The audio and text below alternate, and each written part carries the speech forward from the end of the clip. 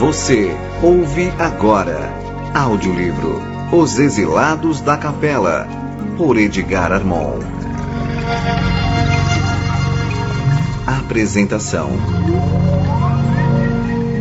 o conhecimento da pré-história ressente-se de documentação, não só por sua antiguidade, como pelas destruições feitas do pouco que, atravessando os séculos, chegou às gerações posteriores. A Biblioteca de Alexandria, por exemplo, que reuniu mais de 700 mil volumes sobre o passado da civilização, foi destruída, parte pelos romanos de César em 47 a.C. e pelos muçulmanos no século VII. Houve destruição na China em 240 a.C., em Roma no século III, no México, Peru e Espanha no século XVI, na Irlanda e no Egito no século XVIII. E não foram queimadas pelo clero de Barcelona, na Espanha, em nossos dias, em praça pública, as obras da codificação espírita recebida através de Allan Kardec? Pode-se dizer que as fogueiras e os saques representaram, na longa noite da Idade Média, portas que se fecharam fortemente para o conhecimento de tudo quanto ocorrera no passado da humanidade, sobretudo na pré-história. Alguma coisa que se salvou dessas destruições na parte devida aos homens tem vindo agora à luz do sol, como aconteceu em 1947, com os documentos chamados do Mar Morto. Este trabalho de levantamento do passado está recebendo agora um forte impulso por parte de devotados investigadores, na forma de publicações literário-científicas, animadas de um interesse que não se esgota. Este livro, editado pela primeira vez em 1951, filia-se a esse setor de publicações, conquanto se refira, na realidade, a assuntos espirituais e religiosos, imigrações de espíritos vindos de outros orbes, afundamento de continentes lendários e transferência de conhecimentos, ou melhor, de tradições espirituais do Ocidente para o Mediterrâneo há milênios.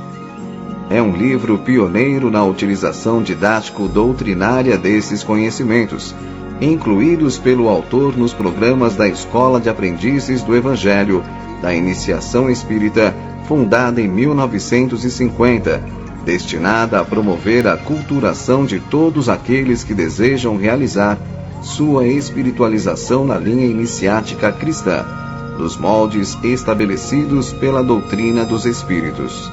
A terceira edição vem a público com revisão ortográfica e atualização de dados históricos e técnicos. São Paulo, janeiro de 1999. A editora. Capítulo 1. A constelação do Cocheiro. Nos mapas zodiacais que os astrônomos terrestres compulsam em seus estudos, observa-se desenhada uma grande estrela na constelação do Cocheiro, que recebeu na Terra o nome de Cabra ou Capela. Magnífico Sol entre os astros que nos são mais vizinhos, ela, na sua trajetória pelo infinito, faz-se acompanhar, igualmente, da sua família de mundos, cantando as glórias divinas do ilimitado. A caminho da luz, Emmanuel, capítulo 3. A constelação do Cocheiro é formada por um grupo de estrelas de várias grandezas, entre as quais se inclui a Capela, de primeira grandeza, que por isso mesmo é a alfa da constelação. Capela é uma estrela inúmeras vezes maior que o nosso Sol, e se este fosse colocado em seu lugar, mal seria percebido por nós, à vista desarmada. Dista da Terra cerca de 45 anos-luz, distância esta que em quilômetros se representa pelo número de 4.257, seguido de 11 zeros. Na abóboda celeste Capela está situada no hemisfério boreal, limitada pelas constelações da Girafa, Perseu e Lince. E quanto ao zodíaco, sua posição é entre Gêmeos e Touro. Conhecida desde a mais remota antiguidade, Capela é uma estrela gasosa. segundo afirma o célebre astrônomo e físico inglês Arthur Stanley Eddington, 1882 a 1944, e de matéria tão fluídica que sua densidade pode ser confundida com a do ar que respiramos. Sua cor é amarela, o que demonstra ser um sol em plena juventude, e como um sol, deve ser habitada por uma humanidade bastante evoluída. Título: Muitas vezes, em momentos de meditação, vieram-nos à mente interrogações referentes às permutas e migrações periódicas de populações entre os orbes e no que diz respeito à Terra, as ligações que, porventura, teria tido uma dessas imigrações, a dos habitantes da Capela, com a crença universal planetária do Messias, bem como com seu advento ocorrido na Palestina. A resposta a estas perguntas íntimas aqui está, em parte, contida segundo um dado ponto de vista. É o argumento central desta obra, escrita sem nenhuma pretensão subalterna, mas unicamente para satisfazer o desejo tão natural de quem investiga a verdade, de auxiliar a tarefa daqueles que se esforçaram no mesmo sentido. Não há aqui que tenha valor em si mesmo, quanto à autoria do trabalho, salvo o esforço de coligir e comentar, de forma, aliás, muito pouco ortodoxa, dados espaços e complementares, existentes aqui e ali, para com eles erigir esta síntese espiritual da evolução do homem planetário. O autor. Capítulo 2. As Revelações Espíritas. A doutrina espírita é realmente uma fonte de ensinamentos, não só no que respeita à imortalidade da alma e suas reencarnações periódicas, as condições de vida nos planos invisíveis que apresenta com detalhes jamais revelados, ao conhecimento do ego e das hierarquias espirituais, às sutilíssimas intercorrências kármicas, ao intercâmbio dos seres habitantes dos diferentes mundos e os processos mediante os quais se opera, como também ao complexo e infinito panorama da vida cósmica, que como uma imensa fonte, escachoa e turbilhona no eterno transformismo, que caracteriza e obriga a evolução de seres e de coisas. Tudo isso, em verdade, pode ser também encontrado, de forma mais ou menos clara ou velada, nos códigos religiosos ou nas filosofias que o homem vem criando ou adotando, no transcurso do tempo, como resultado de sua ânsia de saber e necessidade imperativa de sua alma, sedenta sempre de verdades. Tudo tem sido revelado gradativamente, em partes pelo Mestre Divino ou pelos missionários que ele tem enviado de tempos a tempos ao nosso orbe, para auxiliar o homem no seu esforço evolutivo, revelações essas que se dilataram enormemente e culminaram com os ensinamentos de sua boca e a exemplificação de sua vida, quando aqui desceu, pela última vez, neste mundo de misérias e maldades, para redimi-lo. Sobre os que habitavam a terra de sombra e de morte, resplandeceu uma luz. Por outro lado, a ciência materialista, estudando as células, comparando os tipos, escavando a terra e devassando os céus, tem conseguido estabelecer uma série de conclusões inteligentes e justas, de seu ponto de vista, para explicar as coisas, compreender a vida e definir o homem. Porém, somente em nossos dias, pela palavra autorizada dos espíritos do plano invisível, que vieram tornar realidade no momento preciso as promessas do Paracleto, é que, então, a revelação se alargou com clareza e detalhes, à medida que nossos espíritos, tardos ainda e imperfeitos, têm sido capazes de comportá-la.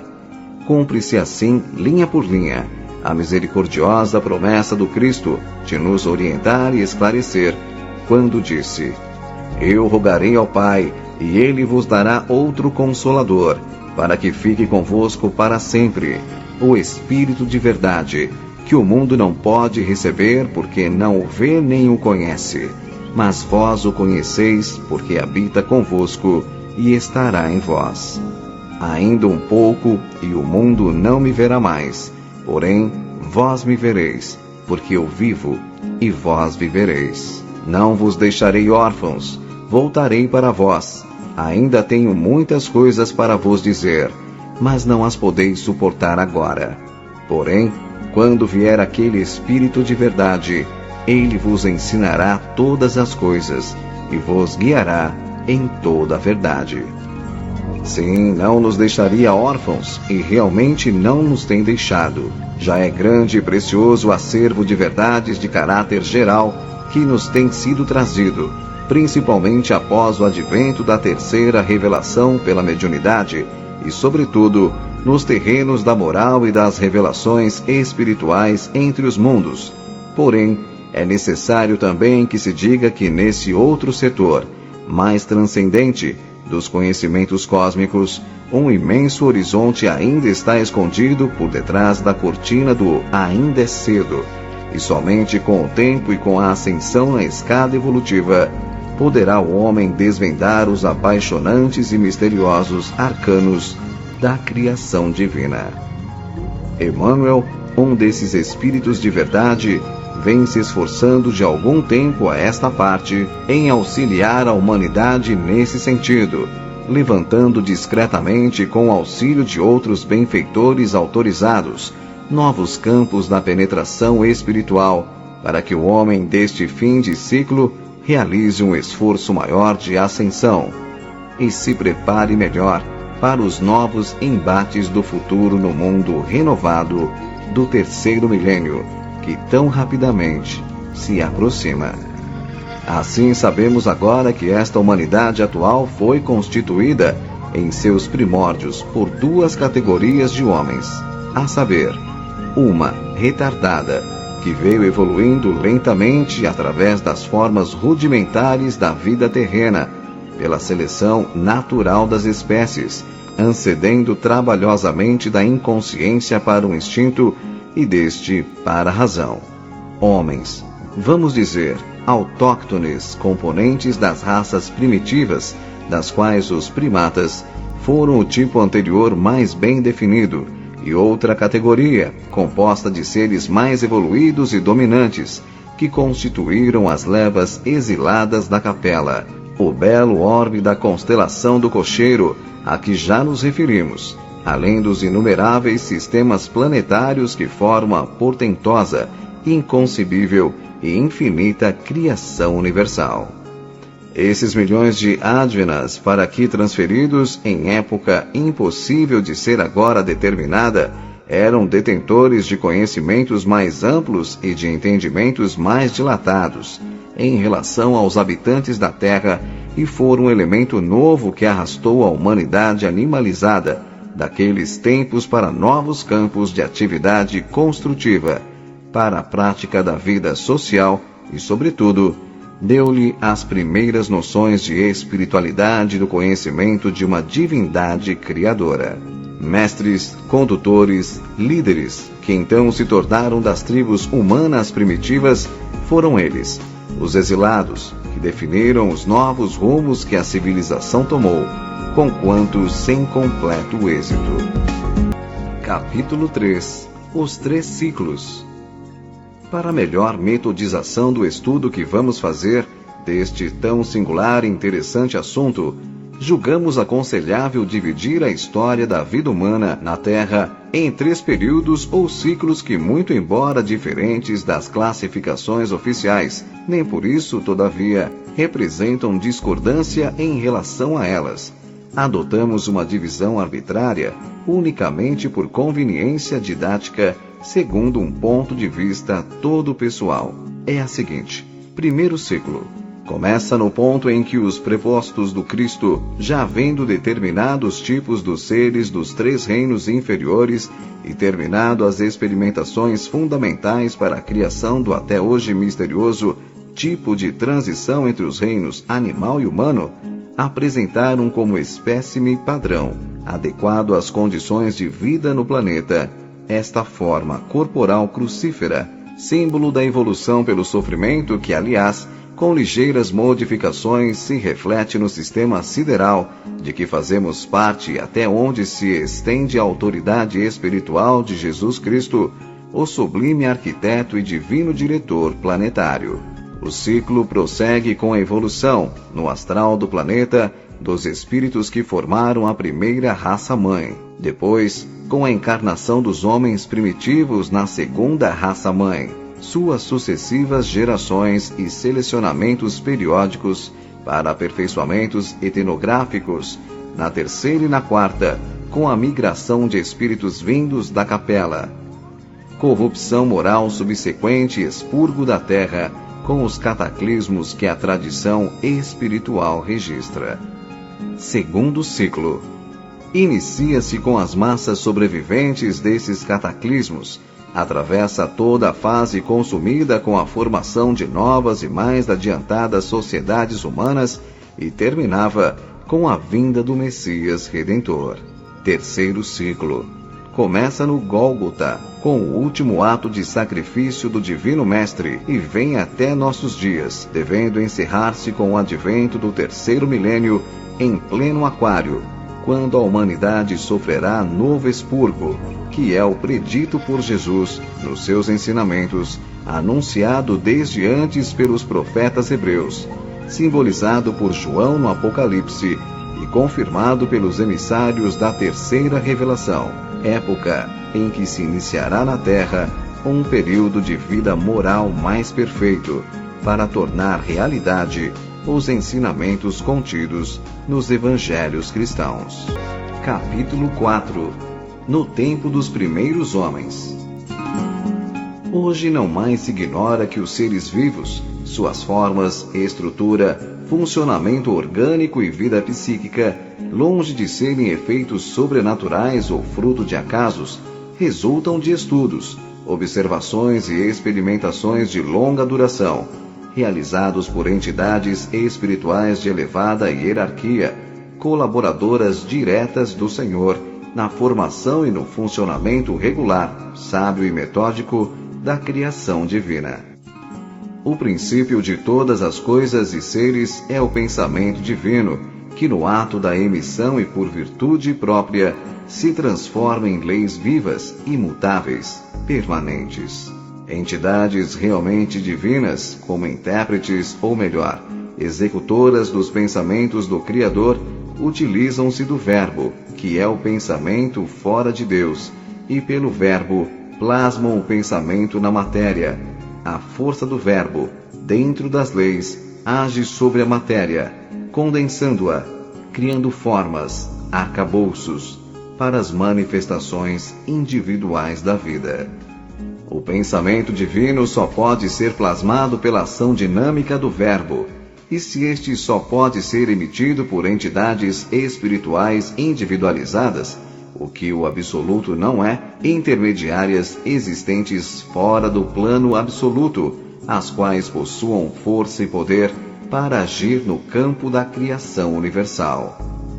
Assim, quando o pensamento divino é manifestado pelo Verbo, ele se plasma na matéria fundamental, pela força da mesma enunciação, dando nascimento à forma, à criação visível, aparencial.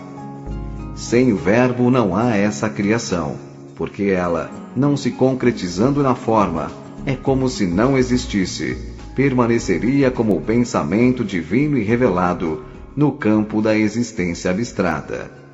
Ora, para a criação da terra o Verbo foi e é o Cristo. Paulo, em sua epístola aos Efésios, diz: Deus, por Jesus Cristo, criou todas as coisas. E João Evangelista muito bem esclareceu: no princípio era o Verbo, e o Verbo estava com Deus, e o Verbo era Deus. Todas as coisas foram feitas por ele, e sem ele, nada do que foi feito se fez. Por isso é que o Divino Mestre diz: Eu sou o caminho, a verdade e a vida. Ninguém vai ao Pai, senão por mim. Assim, pois, formam-se os mundos, seres e coisas, tudo pela força do Verbo, que traduz o pensamento criador, segundo as leis que esse mesmo pensamento encerra.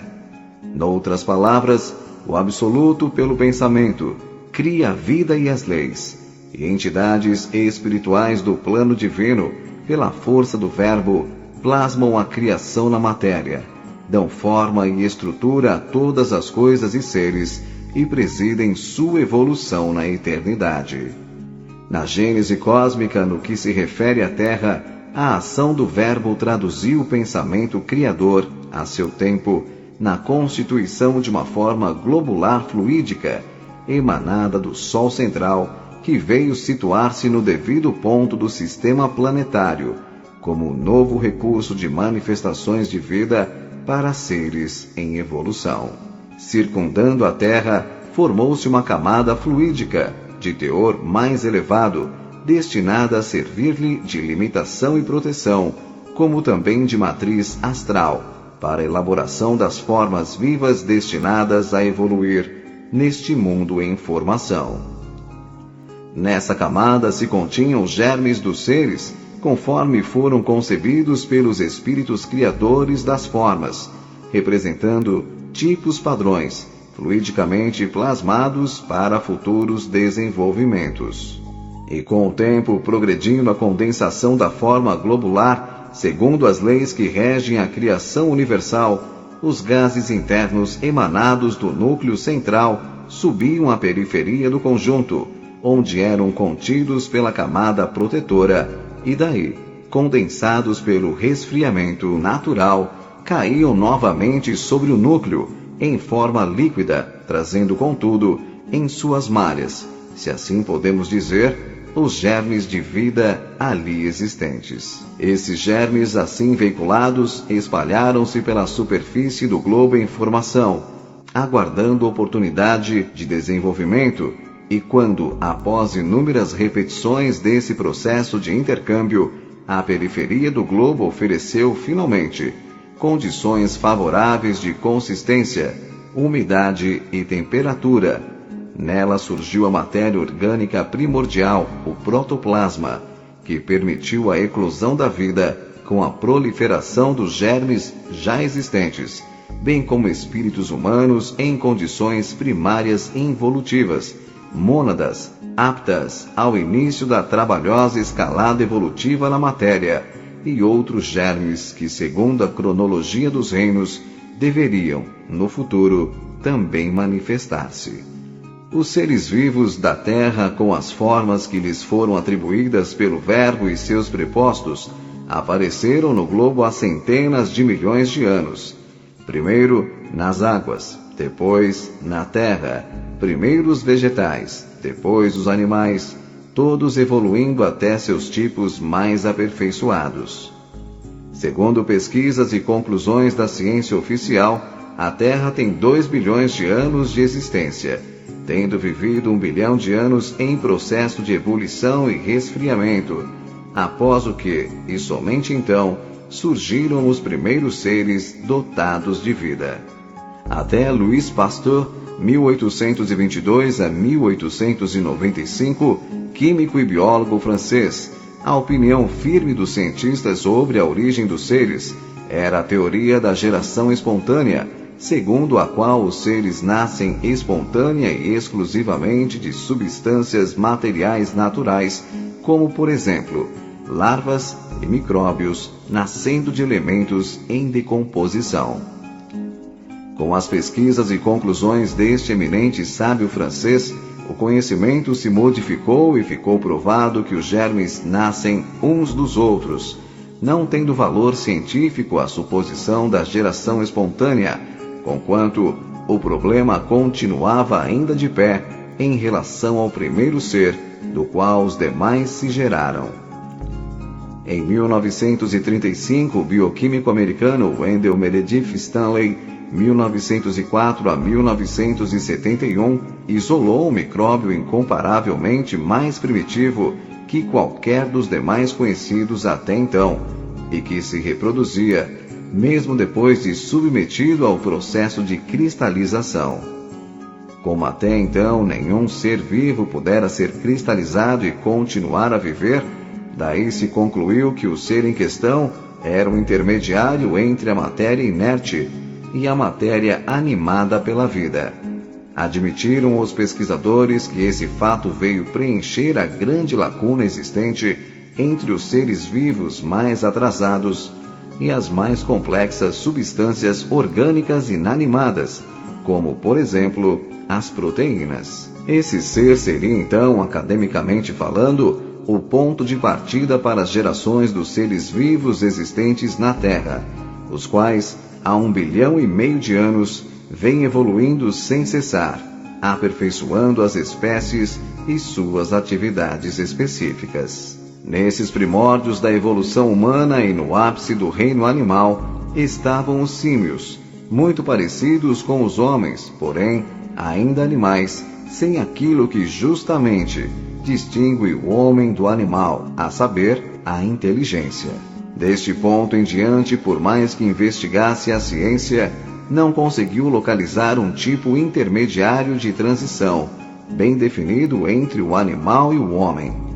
Descobriu fósseis de outros reinos e pôde classificá-los, mas nada obteve sobre o tipo de transição para o homem. Todo o esforço se reduziu na exumação de 2 ou 3 crânios encontrados algures, que foram aceitos a título precário, como pertencentes a este tipo desconhecido e misterioso a que nos estamos referindo. Realmente, em várias partes do mundo, foram descobertos restos de seres que, após exames acurados, foram aceitos como pertencentes a antepassados do homem atual.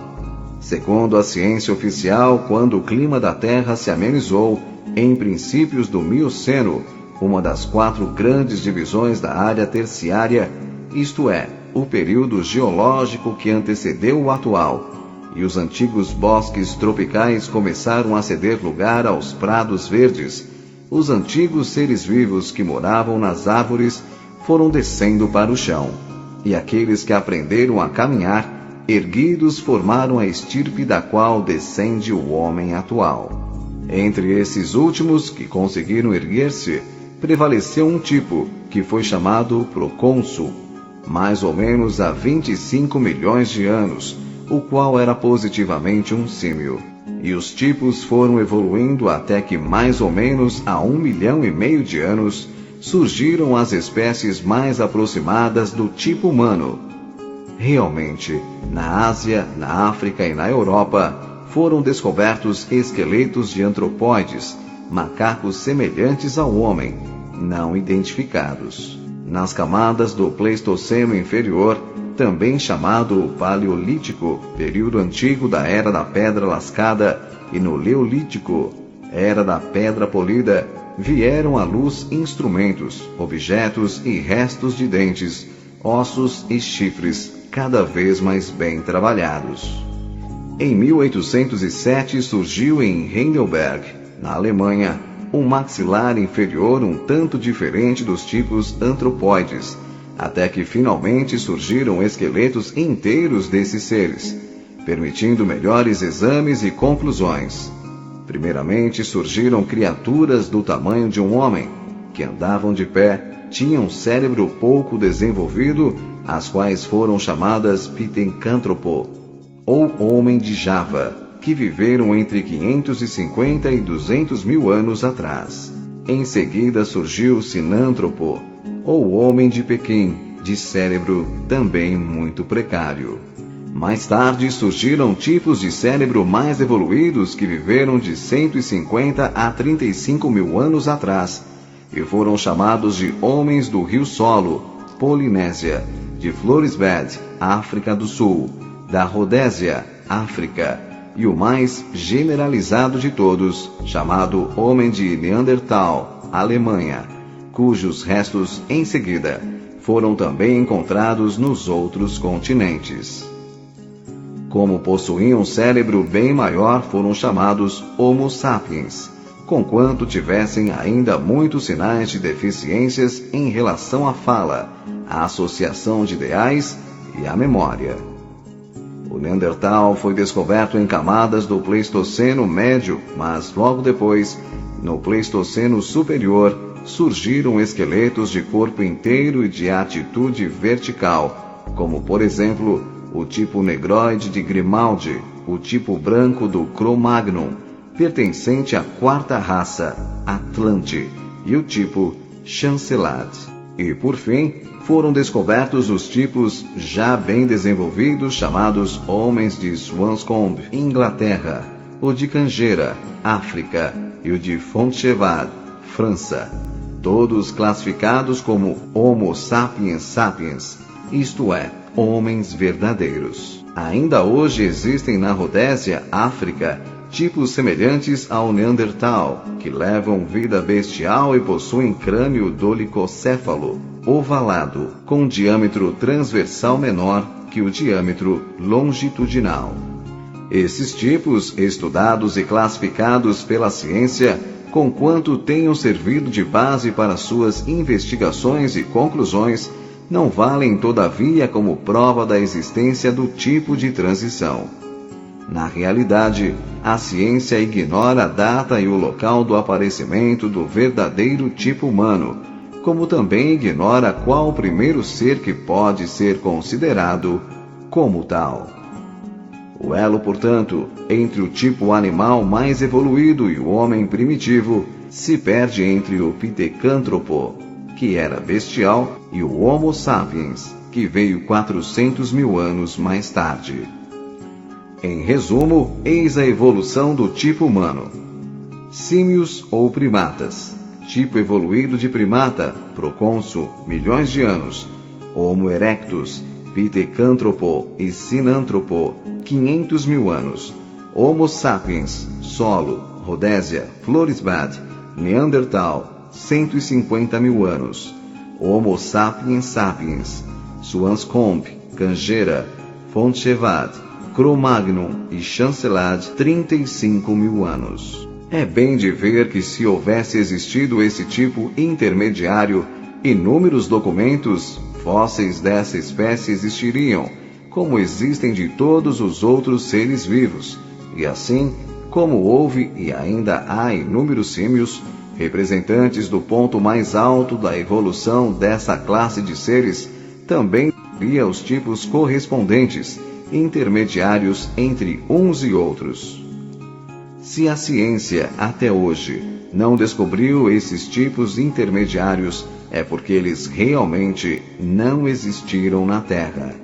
Foram plasmados em outros planos de vida, onde os prepostos do Senhor realizaram a sublime operação de acrescentar ao tipo animal mais perfeito e evoluído de sua classe os atributos humanos, que por si sós, conquanto aparente inicialmente invisíveis, dariam ao animal condições de vida enormemente diferentes e possibilidades evolutivas impossíveis de existirem no reino animal, cujos tipos se restringem e se limitam em si mesmos. Sobre assunto de tão delicado aspecto, ouçamos o que diz o instrutor Emmanuel em comunicação recebida em 1937 pelo médium Francisco Cândido Xavier e que transcrevemos em letreres.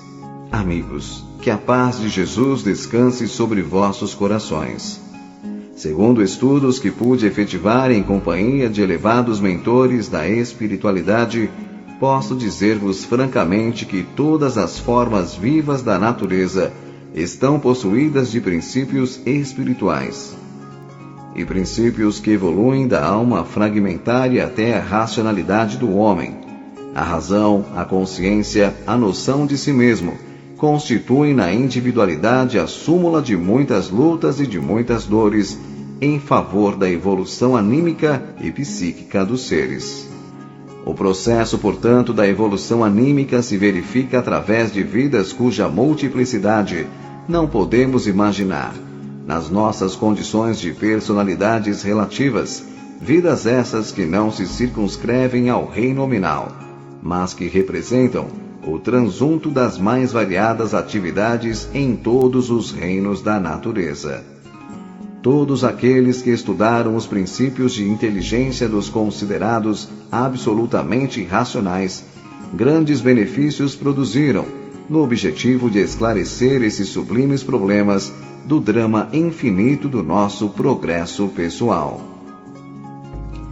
O princípio inteligente para alcançar as cumeadas da racionalidade teve de experimentar estágios outros de existências nos planos de vida. Os protozoários são embriões de homens, como os selvagens das regiões ainda incultas são os embriões dos seres angélicos. O homem, para atingir o complexo de suas perfeições biológicas na Terra, teve o concurso de espíritos exilados de um mundo melhor para o orbe terráqueo.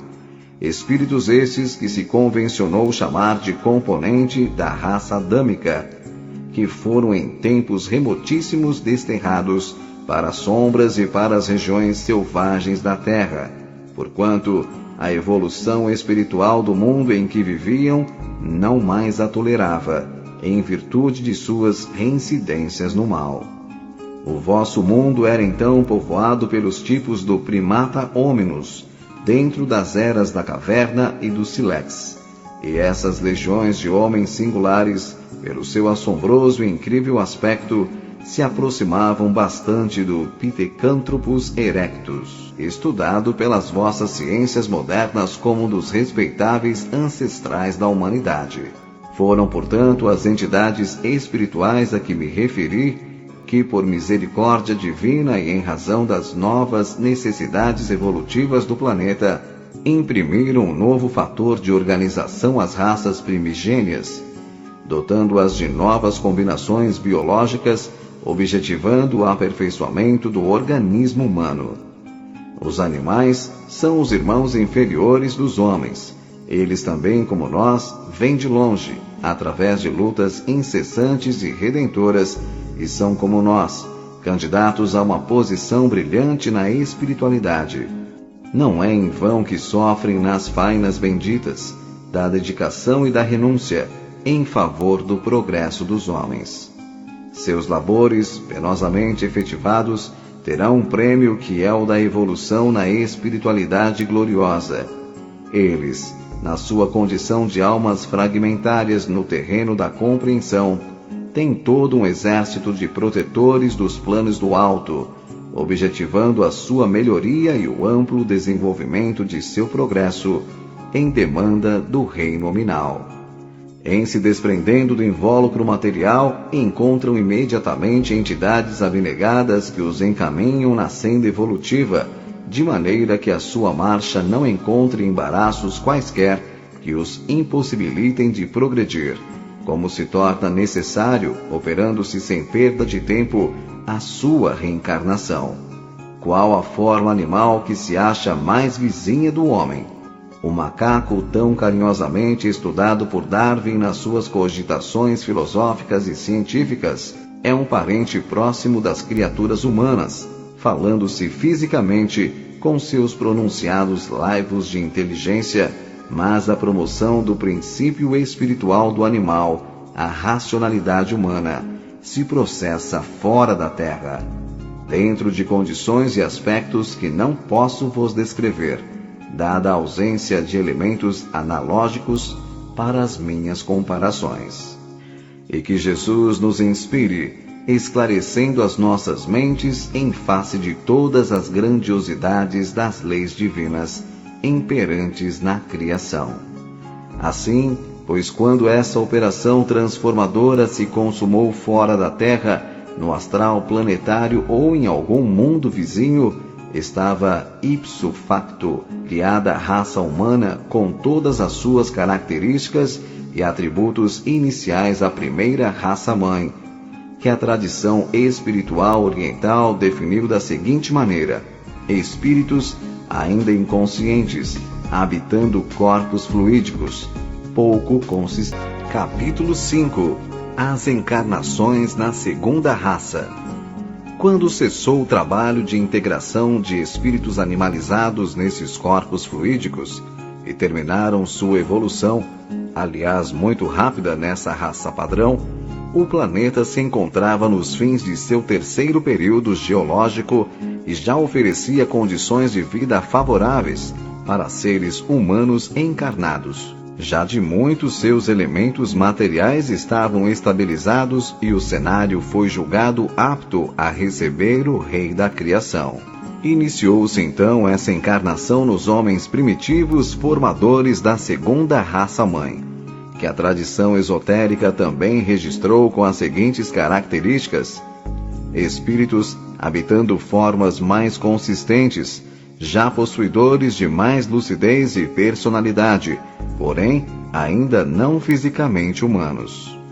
Iniciou-se com estes espíritos um estágio de adaptação na crosta planetária, tendo como teatro o grande continente da Lemúria. Esta segunda raça deve ser considerada como pré-adâmica. Estava-se nos albores do período quaternário. Os homens desta segunda raça em quase nada se distinguiam dos seus antecessores símios. Eram grotescos, animalizados, inteiramente peludos, enormes cabeças pendentes para a frente, braços longos que quase tocavam os joelhos, ferozes, de andar trôpego e vacilante, em cujo olhar, inexpressivo e esquivo, predominavam a desconfiança e o medo.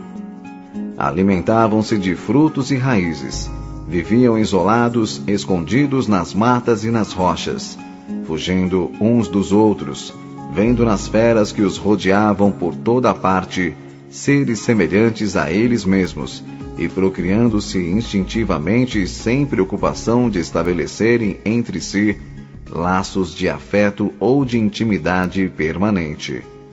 Quem olhasse então o mundo não diria que ele já era habitado por seres humanos. Essa segunda raça evoluiu por muitos milênios, dando tempo a que se procedesse a necessária adaptação ao meio ambiente, até que por fim, com o desabrochar lento e custoso da inteligência, surgiu entre seus componentes o desejo de vida comum, que nessa primeira etapa evolutiva era visceralmente brutal e violento.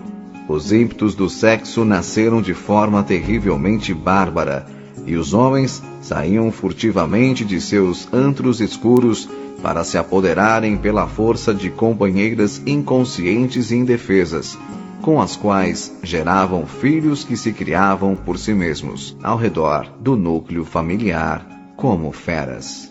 Com o correr do tempo, entretanto, essa proliferação desordenada e o agrupamento forçado de seres do mesmo sangue obrigaram os homens a procurar habitações mais amplas e cômodas, que encontraram em grutas e cavernas naturais, nas bases das colinas ou nas anfractuosidades das montanhas. Sua inteligência ainda não bastava para a idealização de construções mais apropriadas, e assim surgiram os trogloditas da Idade da Pedra, em cujos olhos, porém, já a esse tempo, luziam os primeiros fulgores do entendimento e cujos corações já de alguma forma se abrandavam ao calor dos primeiros sentimentos humanos. Eis como eles foram vistos pelo espírito de João, o evangelista, em comunicação dada na Espanha, nos fins do século passado. Adão ainda não tinha vindo, porque eu via um homem, 2 homens, muitos homens, e no meio deles não via Adão, e nenhum deles conhecia Adão. Eram os homens primitivos, esses que meu espírito absorto contemplava. Era o primeiro dia da humanidade. Porém, que humanidade, meu Deus! Era também o primeiro dia do sentimento, da vontade da luz, mas de um sentimento que apenas se diferenciava da sensação, de uma vontade que apenas desvanecia as sombras do instinto. Primeiro que tudo, o homem procurou que comer. Após, procurou uma companheira, juntou-se com ela e tiveram filhos. Meu espírito não via o homem do paraíso, via muito menos que o homem, coisa pouco mais que um animal superior. Seus olhos não refletiam a luz da inteligência. Sua fronte desaparecia sob o cabelo áspero e rijo da cabeça. Sua boca, desmensuradamente aberta, prolongava-se para diante. Suas mãos pareciam com os pés e frequentemente tinham o emprego destes. Uma pele pilosa e rija cobria suas carnes duras e secas, que não dissimulavam a fealdade do esqueleto. Oh, se tivesses visto, como eu, o homem do primeiro dia, com seus braços magros e esquálidos caídos ao longo do corpo, e com suas grandes mãos pendidas até os joelhos, vosso espírito teria fechado os olhos para não ver e procuraria o sono para esquecer. Seu comer era como devorar. Bebia baixando a cabeça e submergindo os grossos lábios nas águas. Seu andar era pesado e vacilante, como se a vontade não intervisse. Seus olhos vagavam sem expressão pelos objetos, como se a visão não lhe refletisse em sua alma. E seu amor e seu ódio, que nasciam de suas necessidades satisfeitas ou contrariadas, eram passageiros como as impressões que se estampavam em seu espírito e grosseiros como as necessidades em que tinham sua origem. O homem primitivo falava, porém, não como o homem. Alguns sons guturais, acompanhados de gestos, os precisos para responder às suas necessidades mais urgentes. Fugia da sociedade e buscava a solidão. Ocultava-se da luz e procurava indolentemente nas trevas a satisfação de suas exigências naturais. Era escravo do mais grosseiro egoísmo. Não procurava alimento senão para si. Chamava a companheira em épocas determinadas, quando eram mais imperiosos os desejos da carne. E satisfeito o apetite, retraía-se de novo à solidão sem mais cuidar da prole. O homem primitivo nunca ria, nunca seus olhos derramavam lágrimas. O seu prazer era um grito, e a sua dor era um gemido. O pensar fatigava-o, fugia do pensamento como da luz. E mais adiante acrescenta: e nesses homens brutos do primeiro dia, o predomínio orgânico gerou a força muscular, e a vontade subjugada pela carne gerou o abuso da força. Dos estímulos da carne nasceu o amor. Do abuso da força nasceu o ódio. E a luz, agindo sobre o amor e sobre o tempo, gerou as sociedades primitivas. A família existe pela carne. A sociedade existe pela força. Moravam as famílias à vista de todos, protegiam-se, criavam rebanhos, levantavam tendas sobre troncos e depois caminhavam sobre a terra. O homem mais forte é o senhor da tribo. A tribo mais poderosa é o lobo das outras. As tribos errantes, como o furacão, marcham para diante e como gafanhotos, assaltam a terra, onde pousam seus enxames. Assim como bem deixa ver o evangelista no final de sua comunicação, com o correr dos tempos, as famílias foram se unindo, formando tribos, se amalgamando, cruzando tipos, elegendo chefes e elaborando as primeiras regras de vida em comum, que visavam preferentemente as necessidades materiais da subsistência e da procriação. Capítulo 6. A terceira raça-mãe. Estava-se no período em que a ciência oficial denomina Era da Pedra Lascada, em que o engenho humano, para seu uso e defesa, se utilizava do sílex como arma primitiva e tosca. Nessa época, em pleno quaternário, por efeito de causas pouco conhecidas, ocorreu um resfriamento súbito da atmosfera, formando-se geleiras que cobriam toda a terra. O homem, que mal ainda se adaptava ao ambiente planetário, temeroso e hostil, teve então seus sofrimentos agravados com a necessidade vital de defender-se do frio intenso que então sobreveio, cobrindo-se de peles de animais subjugados em lutas temerárias e desiguais, em que lançava a mão de armas rudimentares e insuficientes contra feras e monstros terríveis que o rodeavam por toda a parte.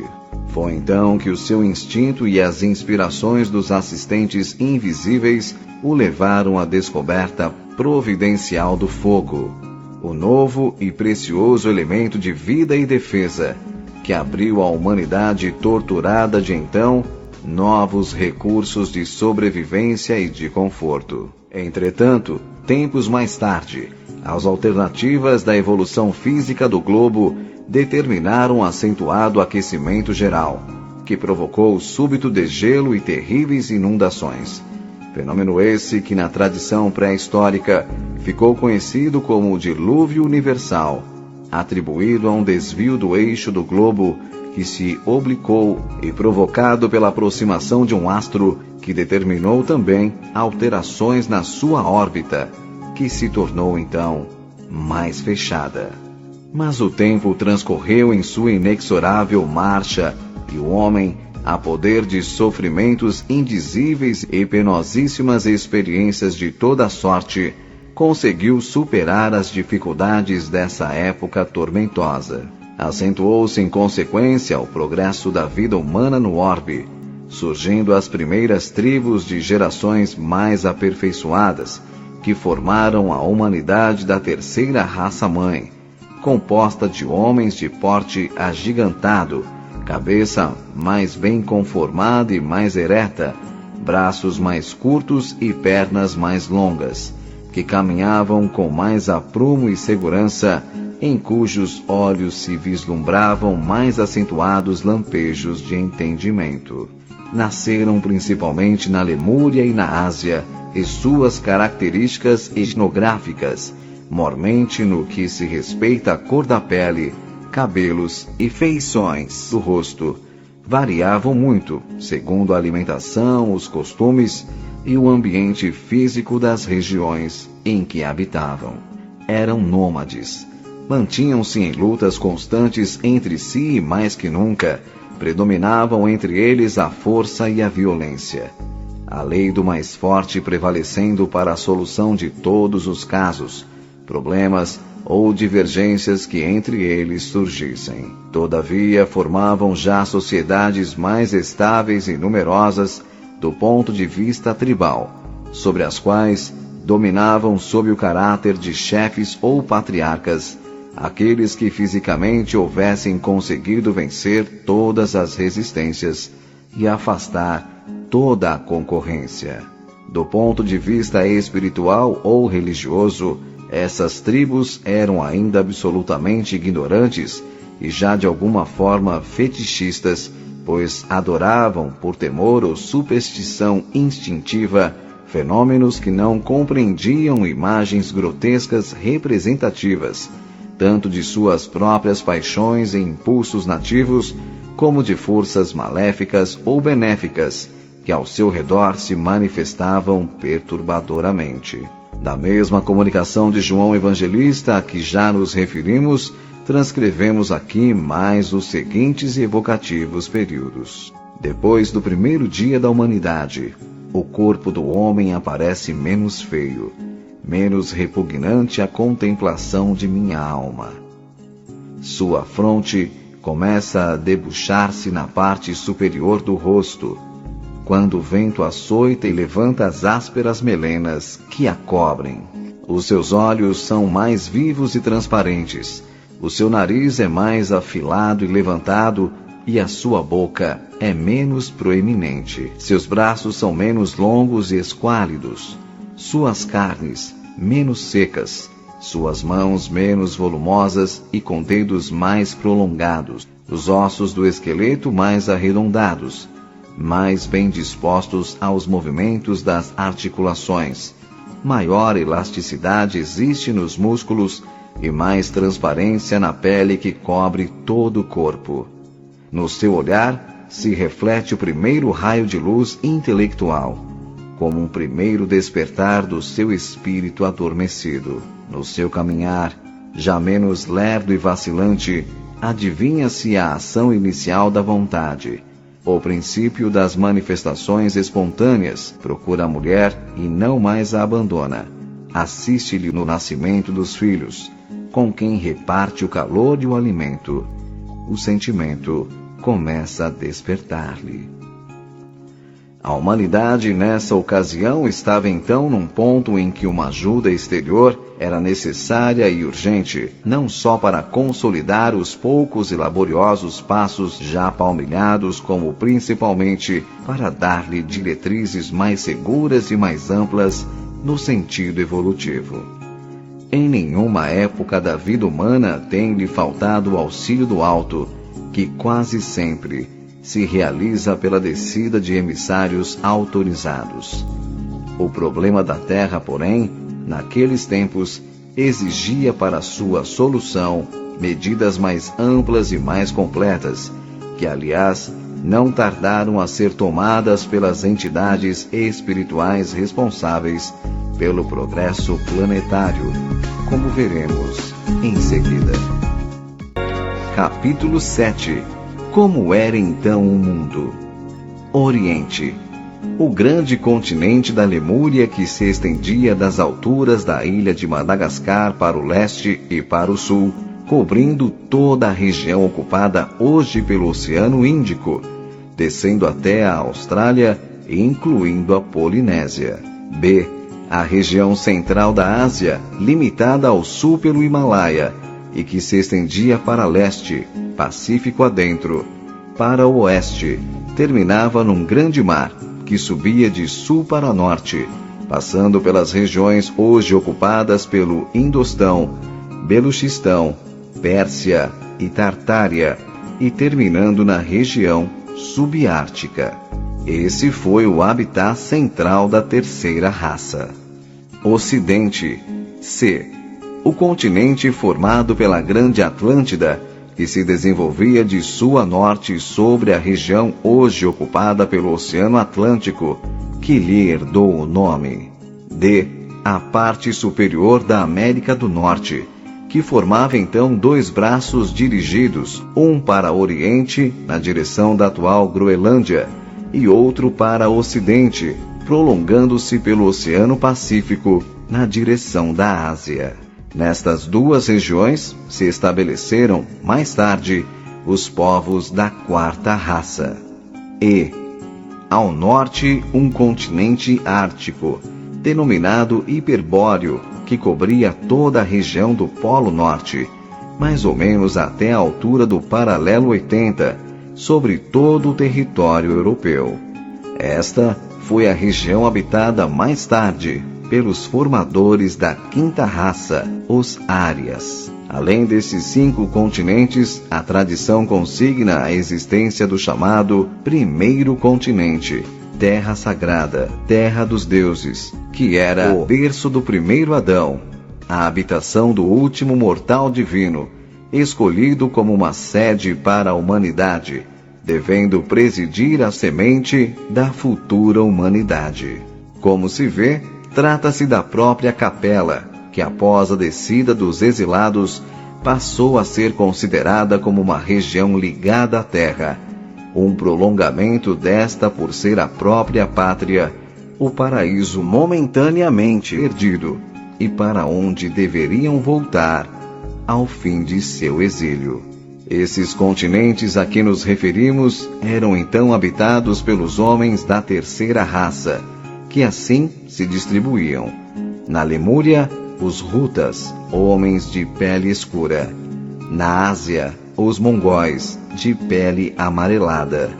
Na Atlântida, os Atlantes, de pele avermelhada, os primitivos, que serviram de semente à quarta raça. Sem embargo dessas diferenças de cor, as demais características biológicas já descritas prevaleciam, mais ou menos uniformemente, para todos os indivíduos desta terceira raça, em todos os lugares. Capítulo 8. A Sentença Divina. E em meio ciclo evolutivo da terceira raça, cujo núcleo mais importante e numeroso se situava na Lemúria, quando nas esferas espirituais foi considerada a situação da Terra e resolvida a imigração para ela de populações de outros orbes mais adiantados, para que o homem planetário pudesse receber um poderoso estímulo e uma ajuda direta na sua árdua luta pela conquista da própria espiritualidade. A escolha, como já dissemos, recaiu nos habitantes da capela. Eis como Emmanuel, o espírito de superior hierarquia, tão estreitamente vinculado, agora, ao movimento espiritual da pátria do Evangelho, inicia a narrativa desse impressionante acontecimento. Há muitos milênios, um dos orbes do cocheiro que guarda muitas afinidades com o globo terrestre atingir a culminância de um dos seus extraordinários ciclos evolutivos. Alguns milhões de espíritos rebeldes lá existiam, no caminho da evolução geral, dificultando a consolidação das penosas conquistas daqueles povos cheios de piedade e de virtudes. E após outras considerações, acrescenta: as grandes comunidades espirituais, diretoras do cosmo, deliberaram então localizar aquelas entidades pertinazes no crime aqui na terra longínqua. Dá-nos, pois, assim, Emmanuel, com estas revelações de tão singular natureza, as premissas preciosas de conhecimentos espirituais transcendentes, relativos à vida planetária. Conhecimentos estes, já de alguma forma focalizados pelo codificador, que abrem perspectivas novas e muito dilatadas à compreensão de acontecimentos históricos, que de outra forma, como muitos outros têm sucedido, permaneceriam na obscuridade, ou melhor, das hipóteses, não passariam de lendas.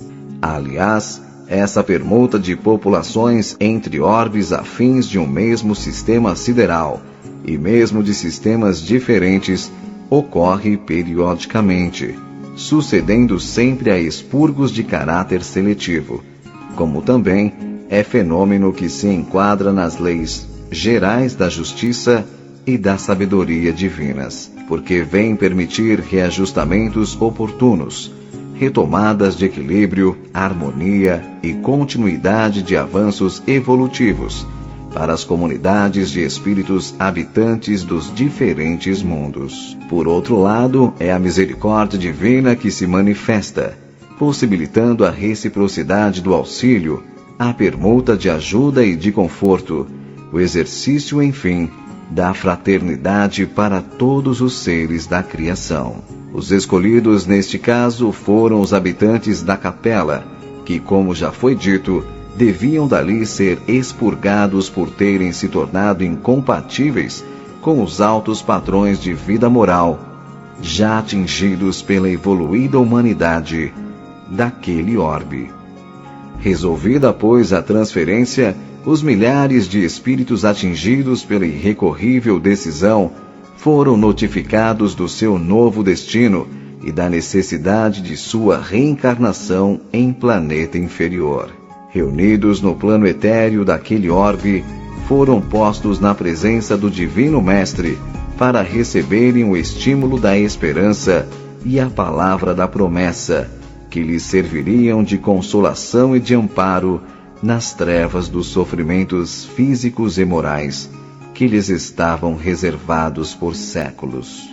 Grandioso e comovedor foi então o espetáculo daquelas turbas de condenados, que colhiam os frutos dolorosos de seus desvarios, segundo a lei imutável da eterna justiça.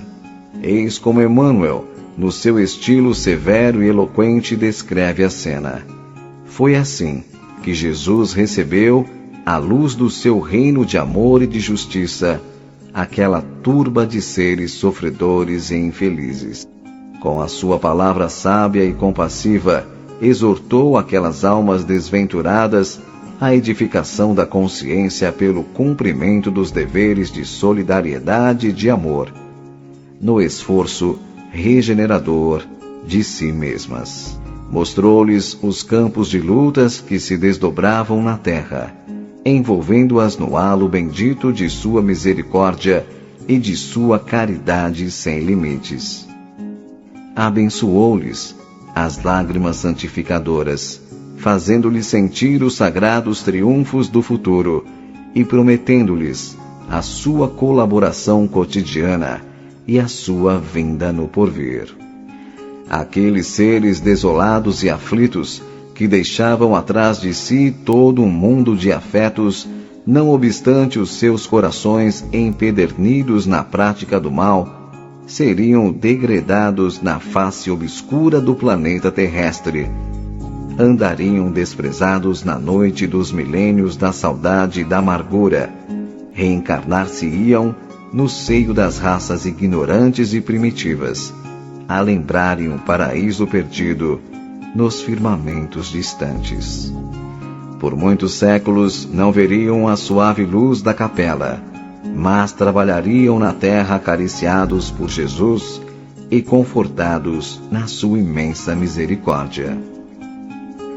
E assim a decisão irrevogável se cumpriu e os exilados, fechados seus olhos para os esplendores da vida feliz no seu mundo, foram arrojados na queda tormentosa, para de novo somente abri-los nas sombras escuras de sofrimento e de morte do novo habitat planetário. Foram as cores de Lúcifer que, avassaladas pelo orgulho e pela maldade, se precipitaram dos céus à terra, que daí por diante passou a ser-lhes a morada purgatorial por tempo indefinido. E após a queda, conduzidos por entidades amorosas, auxiliares do Divino Pastor, foram os degredados reunidos no etéreo terrestre e agasalhados em uma colônia espiritual, acima da crosta, onde durante algum tempo permaneceriam em trabalhos de preparação e de adaptação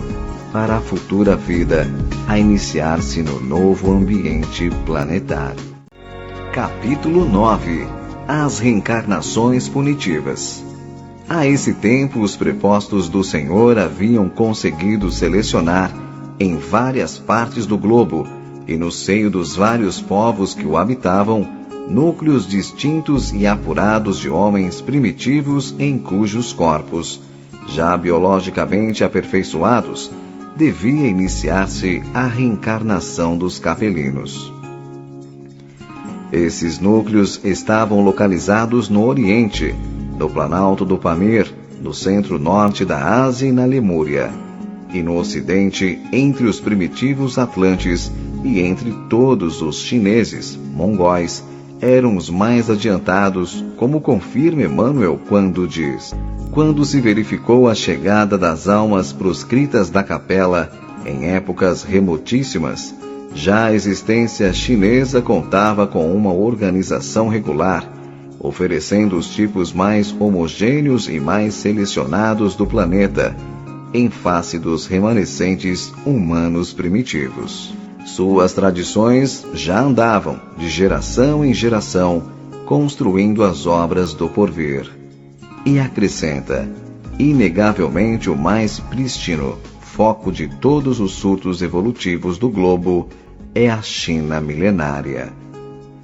Os capelinos, pois que já estavam reunidos, como vimos, no etéreo terrestre, aguardando o momento propício, começaram então a encarnar nos grupos selecionados a que já nos referimos, predominantemente nos do Planalto do Pamir, que apresentavam as mais aperfeiçoadas condições biológicas e etnográficas, como sejam pele mais clara, cabelos mais lisos, rostos de traços mais regulares, porte físico mais desempenado e elegante. A respeito dessa miscigenação, a narrativa de Emmanuel, se bem que de um ponto de vista mais geral, não deixa, contudo, de ser esclarecedora. Diz ele: aquelas almas aflitas e atormentadas encarnaram-se proporcionalmente nas regiões mais importantes, onde se haviam localizado as tribos e famílias primitivas descendentes dos primatas. E com a sua reencarnação no mundo terreno estabeleciam-se fatores definitivos e da história etnológica dos seres. Dessa forma, pois, é que se formaram nessas regiões os primeiros núcleos raciais da nova civilização em perspectiva, que dali foram se espalhando em sucessivos cruzamentos por todo o globo, máxime no Oriente, onde habitava a terceira raça, em seus mais condensados agrupamentos. Ouçamos agora novamente o evangelista descrever esse acontecimento, numa visão retrospectiva de impressionadora e poética beleza. Donde vieram esses homens, novos no meio dos homens? A terra não lhes deu nascimento, porque eles nasceram antes de ela ser fecunda. No meio dos homens antigos da terra, descubro homens novos, meninos, mulheres e varões robustos. De onde vieram estes homens que nasceram antes da fecundidade da terra? Em cima e ao redor da terra, rodopiam os céus e os infernos, como sementes de geração e de luz. O vento sopra para onde o impulsa a mão que criou a sua força, e o Espírito vai para onde o chama o cumprimento da lei. Os homens novos que descubro entre os homens antigos da terra, os quais nasceram antes desta ser fecunda, vêm a ela em cumprimento de uma lei e de uma sentença divina. Eles vêm de cima, pois vêm envoltos em luz, e a sua luz é um farol para os que moram nas trevas da terra. Se, porém, seus olhos e suas frontes desprendem luz, nos semblantes eles trazem a estigma da maldição. São árvores de pomposa folhagem, mas privadas de frutos, arrancadas e lançadas fora do paraíso, onde a misericórdia as havia colocado e donde as desterrou por algum tempo. A sua cabeça de ouro, as suas mãos de ferro e os seus pés de barro. Conheceram o bem, praticaram a violência e viveram para a carne. A geração proscrita traz na fronte o selo da sentença, mas também tem o da promessa no coração. Tinham pecado por sabedoria e orgulho, e seu entendimento obscureceu-se. A obscuridade foi a sentença do entendimento ensoberbado, e a luz, a promessa da misericórdia que subsiste e subsistirá. Bem-aventurados os que choram por causa das trevas e da condenação, e cujos corações não edificam moradas, nem levantam tendas. Porque serão peregrinos no cárcere, e renascerão para morar perpetuamente, de geração em geração, nos cimos onde não há trevas, porque recuperarão os dons da misericórdia na consumação. A descida dessa raça maior causou, como era natural, no que respeita à vida de seus habitantes primitivos, sensível modificação no ambiente terrestre, que ainda mal refeito das convulsões telúricas que assinalaram os primeiros tempos de sua formação geológica, continuava, entretanto, sujeito a profundas alterações e flutuações de ordem geral. Como já dissemos, toda mudança de ciclo evolutivo acarreta profundas alterações, materiais e espirituais, nos orbes em que se dão, nos céus, na terra e nas águas.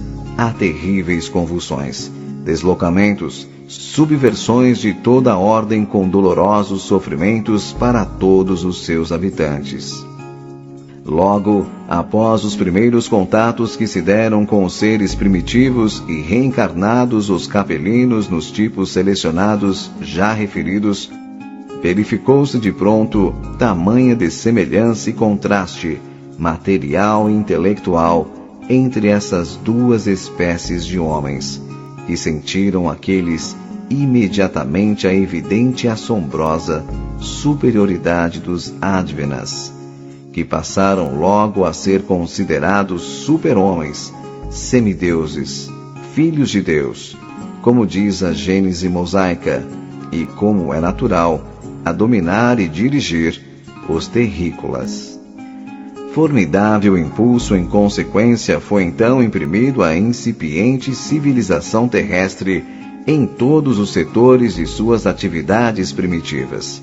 De trogloditas, habitantes de cavernas e de tribos selvagens, aglomeradas em palafitas, passaram então os homens, sob o impulso da nova direção, a construir cidades nos lugares altos, mais defensáveis e mais secos, em torno das quais as multidões aumentavam dia a dia.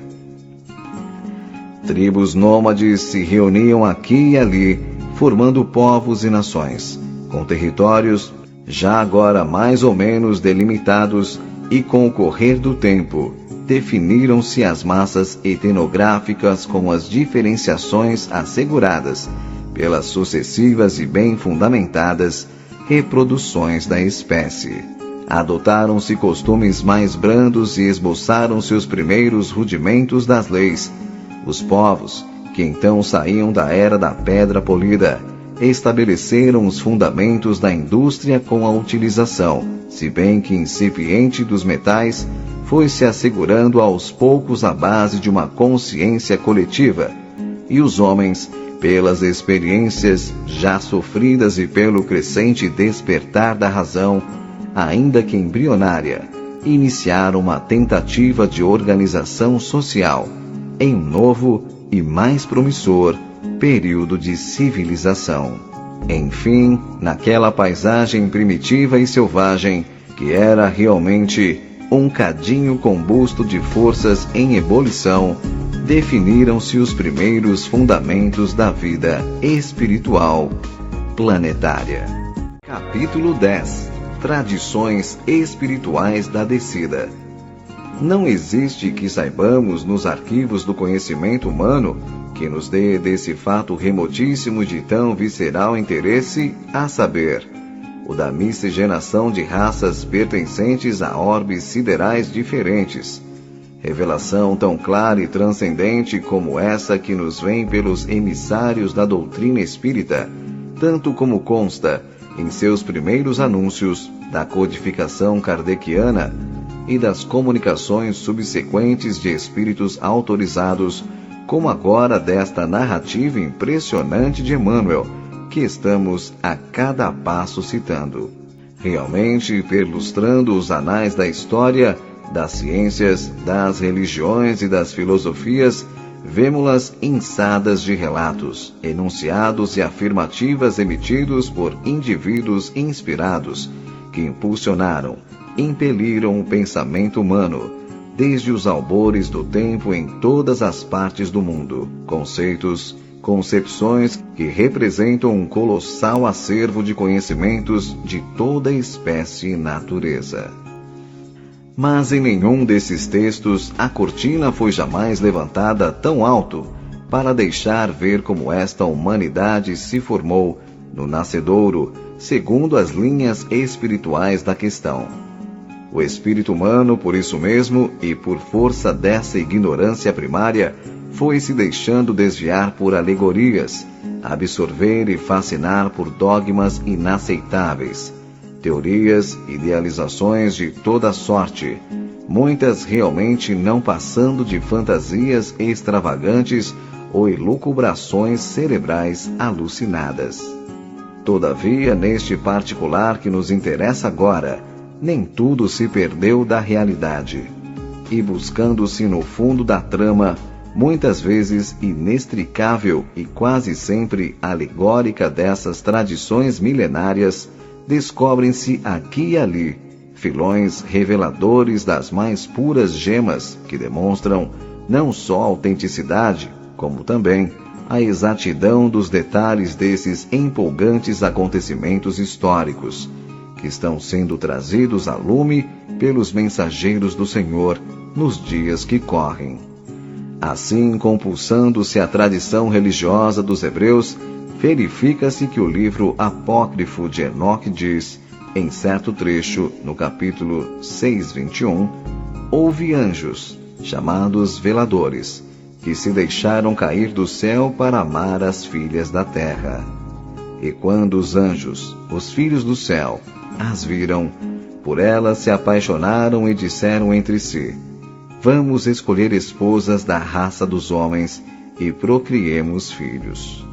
Então seu chefe Samiasa lhes disse, talvez não tenhais coragem para efetivar esta resolução, e eu ficarei sozinho responsável pela vossa queda. Mas eles lhe responderam, juramos de não nos arrepender e de levar a efeito a nossa intenção. E foram 200 deles que desceram sobre a montanha de Armon.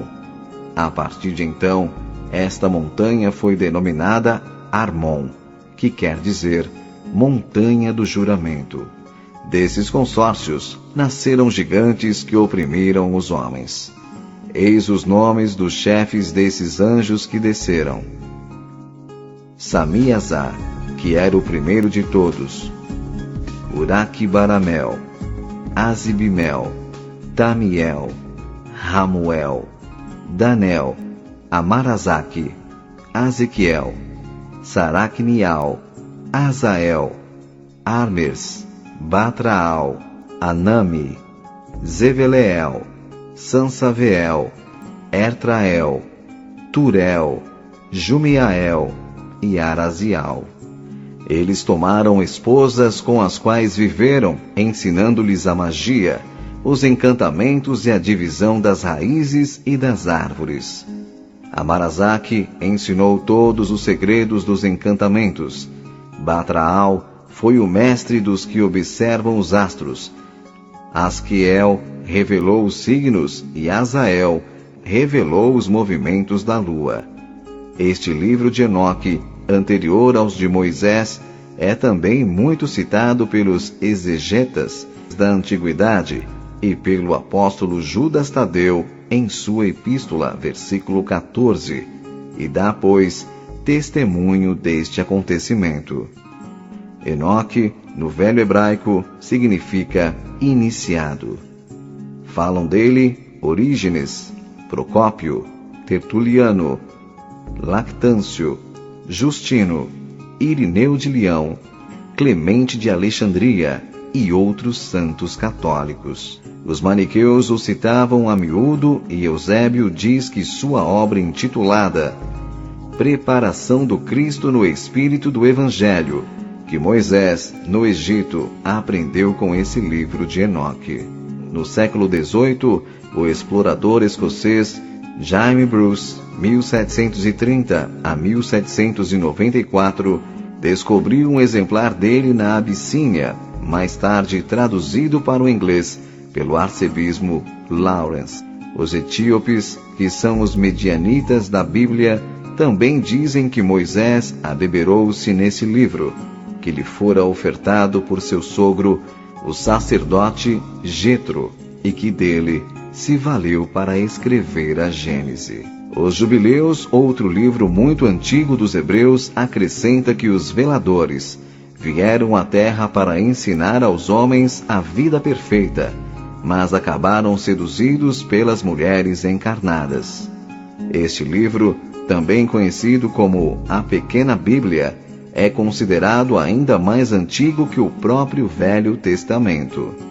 Na mesma tradição dos hebreus, vemos que Moisés, o filho de Termutes e sacerdote do templo de Mênfis, que veio à terra com a missão de fundar com esse povo escravo, após sua libertação, a religião monoteísta e a nação de Israel, para que no seu seio, único então considerado preferível, descesse mais tarde ao planeta o Messias Redentor. Também se referiu ao transcendente fato e consignou na sua Gênese para que a posteridade fosse assegurado mais este testemunho de sua autenticidade. Realmente velado embora pela cortina da alegoria, lá está o acontecimento descrito, na primeira parte da narrativa, quando o profeta conta a criação do primeiro homem, sua queda e ulterior expulsão do paraíso do Éden. Esse mesmo empolgante sucesso histórico, Emmanuel agora nos relata, 4 milênios após, de forma objetiva e quase minudente, conquanto cingindo-se unicamente ao aspecto espiritual do problema. Pois ele mesmo adverte, referindo-se às finalidades de sua já citada obra: não deverá ser este um trabalho histórico. A história do mundo está compilada e feita. Nossa contribuição será a tese religiosa, elucidando a influência sagrada da fé e o ascendente espiritual no curso de todas as civilizações terrestres. No capítulo em que descreve os antepassados do homem e pondo em evidência a significação simplesmente simbólica, mas autêntica, dos textos bíblicos, ele pergunta: onde está Adão? Com a sua queda do paraíso. Debalde nossos olhos procuram aflitos essas figuras legendárias com o propósito de localizá-las no espaço e no tempo. Compreendemos afinal que Adão e Eva constituem uma lembrança dos espíritos degradados na paisagem obscura da terra, como Caim e Abel são dois símbolos para a personalidade das criaturas.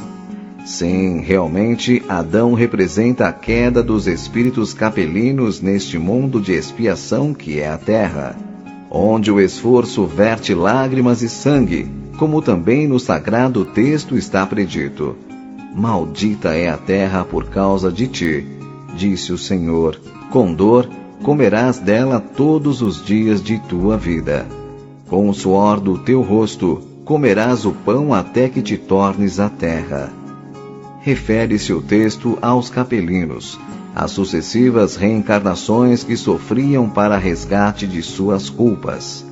Se é verdade que os filhos da terra, no esforço de sua própria evolução, teriam de passar dificuldades e padecimentos próprios dos passos iniciais do aprendizado moral, dúvidas também não restam de que a terra, de alguma forma, foi maleficiada com a descida dos degredados que para aqui trouxeram novos e mais pesados compromissos a resgatar e nos quais seriam envolvidos também os habitantes primitivos.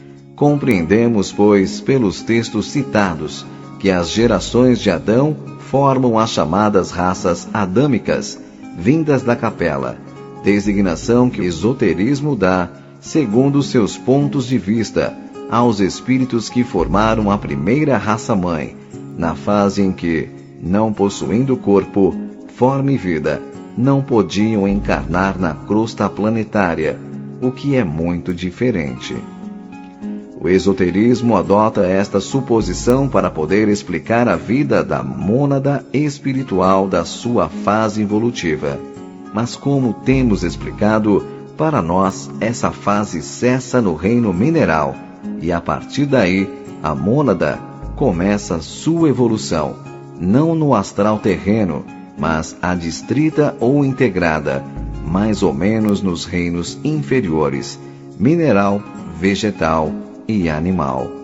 Somente após terminar suas experiências neste último reino, animal, penetra a mônada no estágio preparatório do astral terreno, em trânsito para suas primeiras etapas no reino humanal. Qualquer dessas fases dura milênios.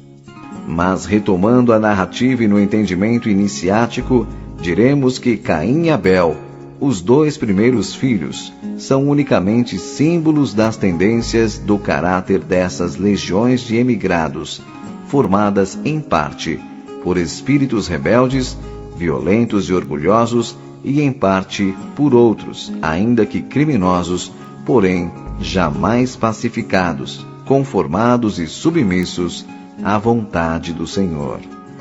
A corrente de Caim, mais numerosa, foi a que primeiro se encarnou, como já vimos, entre os povos da terceira raça, que mais depressa e mais facilmente vinculou-se com os filhos da terra, os habitantes primitivos, vindo a formar sem contestação a massa predominante dos habitantes do planeta naquela época, e cujo caráter, dominador e violento, predomina até nossos dias em muitos povos.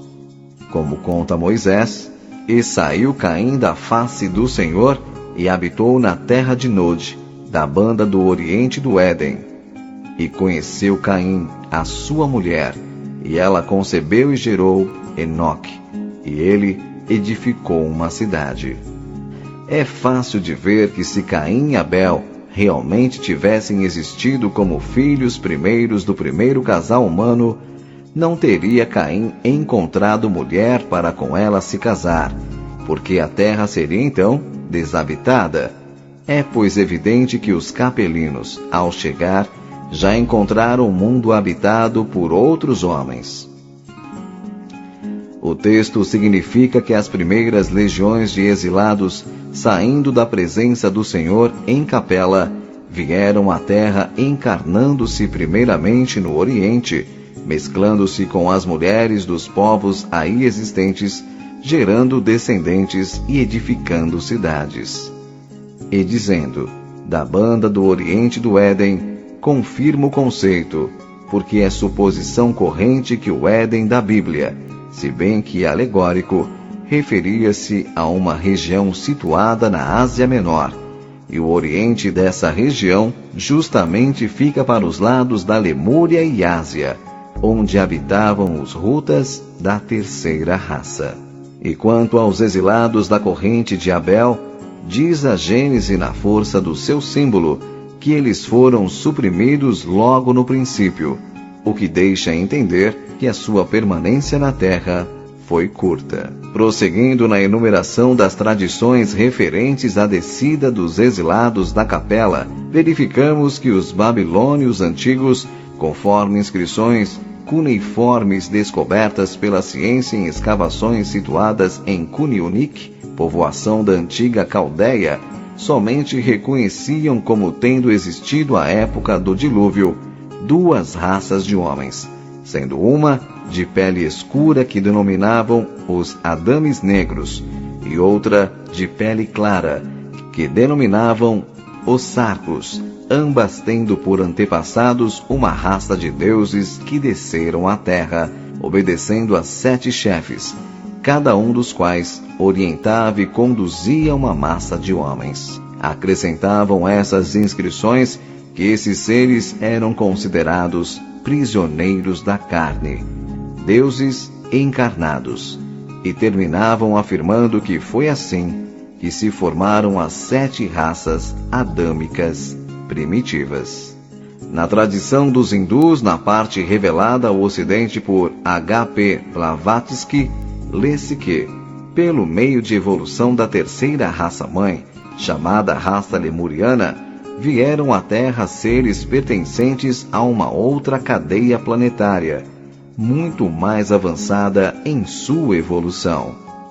Esses membros de uma comunidade altamente evoluída, seres gloriosos aos quais seu aspecto brilhante valeu o título de Filhos do Fogo, constituem uma ordem sublime entre os filhos de Manas. Eles tomaram sua habitação sobre a terra como instrutores divinos da jovem humanidade. E as mitologias? E as lendas da pré-história? Não se referem elas a uma idade de ouro que a humanidade viveu nos seus primeiros tempos em plena felicidade? E a deuses, semideuses e heróis dessa época que realizaram grandes feitos e em seguida desapareceram? Ora, como sabemos que a vida dos primeiros homens foi cheia de desconforto, temor e miséria, bem se pode então compreender que essa idade de ouro foi vivida fora da terra por uma humanidade mais feliz, e não passa de uma reminiscência que os exilados conservaram da vida espiritual superior que viveram no paraíso da Capela. Os deuses, semideuses e heróis dessa época, que realizaram grandes feitos e em seguida desapareceram, permanecendo unicamente como uma lenda mitológica, quem são eles senão os próprios capelinos das primeiras encarnações, que, como já vimos, em relação aos homens primitivos, rústicos e animalizados, podiam ser realmente considerados seres sobrenaturais. E os heróis antigos que se revoltaram contra Zeus, o deus grego, para se apoderarem do céu, e foram arrojados ao Tártaro, não serão os mesmos espíritos refugados da Capela, que lá no seu mundo se rebelaram e que por isso foram projetados na terra? Os heróis antigos que se tornavam imortais e semideuses não eram sempre filhos de deuses mitológicos e de mulheres encarnadas? Pois esses deuses são os capelinos que se ligaram às mulheres da terra. Plutarco escreveu que os heróis podiam subir aperfeiçoando-se ao grau de demônios, daimon, gênios, espíritos protetores, e até ao de deuses, espíritos superiores. O oráculo de Delfos, na Grécia, a miúdo, anunciava essas ascensões espirituais dos heróis gregos. Isso não deixa patente o conhecimento que tinham os antigos sobre as reencarnações, a evolução dos espíritos e o intercâmbio entre os mundos? Uma lenda dos índios Pahut, da América do Norte, conta que o deus Imano disputou com outro e foi expulso do céu, tornando-se um gênio do mal. Lendas mexicanas falam de um deus, Sota, que se rebelou contra o ente supremo e foi arrojado à terra, como também de gênios gigantescos, os Quinanuns, que tentaram apoderar-se do universo e foram eliminados. Finalmente, uma lenda asteca conta que houve um tempo em que os deuses andavam pela terra, que esta era, nessa época, um magnífico horto, pleno de flores e frutos. Tudo isso, porventura, não são alusões evidentes e claras à descida dos capelinos e suas encarnações na terra? Como bem se pode então ver, as tradições orientais e de outros povos antigos, inclusive dos hebreus, guardam notícias dos acontecimentos que estamos narrando, e em várias outras fontes do pensamento religioso dos antigos, poderíamos buscar novas confirmações, se não devêssemos, como é de nosso intento, nos restringir às de origem espírita, por serem as mais simples e acessíveis à massa comum dos leitores, e também porque este nosso trabalho não deve ter aspecto de obra de erudição, enredando-se em complexidades e mistérios de caráter religioso ou filosófico, mas simplesmente de crença em revelações espirituais, provindas de espíritos autorizados, responsáveis pelo esclarecimento das mentes humanas neste século de libertação espiritual. Como remate dessas tradições, citamos agora a obra de Hilarion do Monte Nebo, membro categorizado da Fraternidade Essênia, contemporâneo e amigo de Jesus, investigador da pré-história, com revelações conhecidas por Moisés anteriormente, segundo as quais sobreviventes do segundo afundamento da Atlântida aportaram a costa do Mediterrâneo a nordeste, nas faldas de uma cordilheira, onde formaram um pequeno aglomerado de colonização, no qual nasceu uma criança a que deram o nome de Abel. Aquela região pertencia ao reino de Etea, futura Fenícia, governada pela Confederação Cóbeda, fraternidade de orientação sócio-espiritualista, que exercia incontestada hegemonia sobre grande parte do mundo então conhecido, e cuja sede fora transferida de Nengadá, no delta do Nilo, para um ponto entre os rios Eufrates e Tigre, na Mesopotâmia, e cujo nome era La Paz.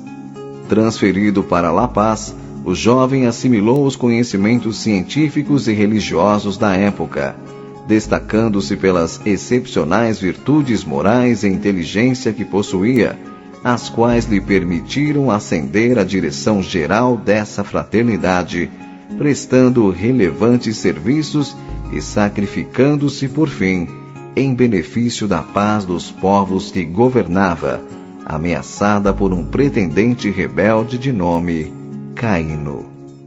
Abel, pelas suas virtudes e sacrifício, foi considerado um verdadeiro missionário divino, o sexto da série, entre Krishna, o quinto, e Moisés, o sétimo, antecessores de Buda e de Jesus. Seja como for, qualquer das tradições aqui citadas indica o encadeamento natural e lógico dos fatos e das civilizações sequentes e desfaz o mito de Adão, primeiro homem, do qual Deus retirou uma costela para lhe dar uma companheira, quando a própria Bíblia relata que nesse tempo havia outras mulheres no mundo, como uma das quais, aliás, o próprio Caim fugiu para se casar. Moisés, que conhecia a verdade, estabeleceu esse mito devido à ignorância e imaturidade espiritual do povo que salvara da escravidão no Egito, com o qual deveria formar uma nação monoteísta. São também absurdas e inaceitáveis as referências bíblicas sobre o Moisés sanguinário e contraditório. Versão esta que, como se pode facilmente perceber, convinha a dominação religiosa do povo hebreu pelo clero do seu tempo. Essa fraternidade côbeda formou uma civilização avançada do ponto de vista espiritual, mas com a morte de Abel, degenerou na instituição dos faraós arquipoderosos do Egito, dominadores e déspotas, que a seu tempo também degeneraram. O mesmo ocorreu com os Flâmines, na Índia, sacerdotes do Krishna. Com a morte deste missionário, continuaram a influir no meio ambiente, mas, degenerando no sentido religioso, concorreram a formar o regime de castas e poderes fracionados que até hoje existem.